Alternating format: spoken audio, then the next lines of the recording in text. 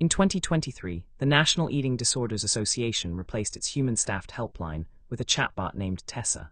Within weeks, Tessa was telling callers with anorexia to maintain a calorie deficit of 500 to 1,000 calories per day. The activist who tested the bot said that, in her own illness, this advice would have killed her. This was not a glitch. It was the predictable failure of probabilistic engagement architecture pressed into a clinical role. Safety and health AI cannot be achieved through better prompting or post-hoc filters. It requires a different layer entirely, a deterministic monitor model, trained on validated triage protocols, sitting between the user and the generative engine. Empathy cannot be simulated, but danger can be automated. 3 failure modes recur in every health AI deployment. The first is contextual collapse. Tessa was trained on general wellness data where calorie deficits are standard advice. In a population suffering from eating disorders, the same advice is clinically toxic, and the model could not tell the difference. The second is sycophancy. Large language models are trained by reinforcement learning to be agreeable. They validate the user's stated desires.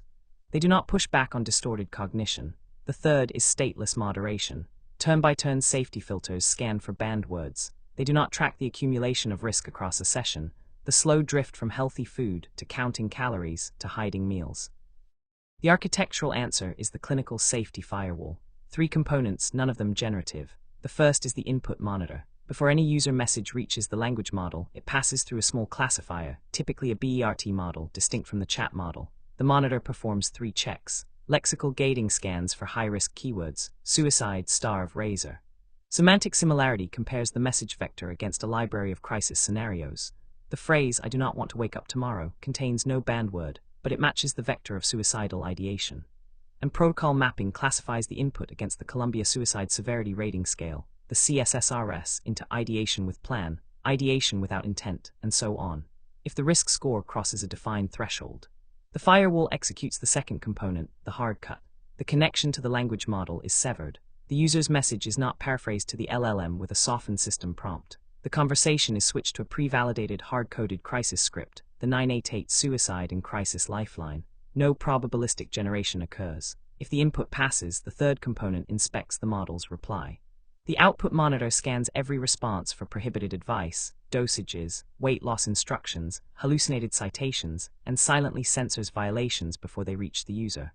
Around all 3 components, a supervisor coordinates specialist agents, a clinical screener with no personality, a resource finder grounded in a vetted database, and a guardian, a non-generative auditor whose only function is to look for reasons to reject the consensus and flag risk. The evidence base is concrete. Global losses attributed to AI hallucinations reached an estimated $67.4 billion in 2024. The Columbia Suicide Severity Rating Scale defines 5 graded levels: wish to be dead, suicidal thoughts, thinking of method, intent, plan, and the firewall maps level 4 and level 5 to immediate intervention. Stanford's Chat EHR platform demonstrates the architectural pattern at scale: an LLM router that selects the right model per query, a real-time data service that fetches clinical context through FHIR, a function server that executes deterministic lookups, and an integration layer for authentication and rate limiting. NVIDIA NeMo Guardrails provides the implementation toolkit. The regulatory line is hardening. The FDA distinguishes general wellness apps from software as a medical device. A chatbot that gives weight loss advice to a diagnosed anorexia patient is not wellness. It is a Class 2 medical device, requiring an annual registration fee of approximately $11,423 and clinical validation studies. For a hospital, an insurer, a digital health vendor, the choice is between 2 postures toward liability.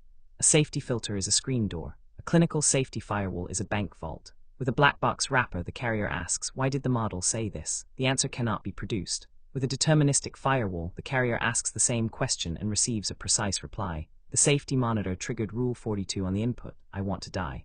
And the system executed the pre-approved crisis script. Black box liability becomes white box auditability. Safety is not a feature, it is the architecture. We engineer clinical safety firewalls for healthcare and digital health teams. The argument, the architecture, the engineering blueprint. Inside,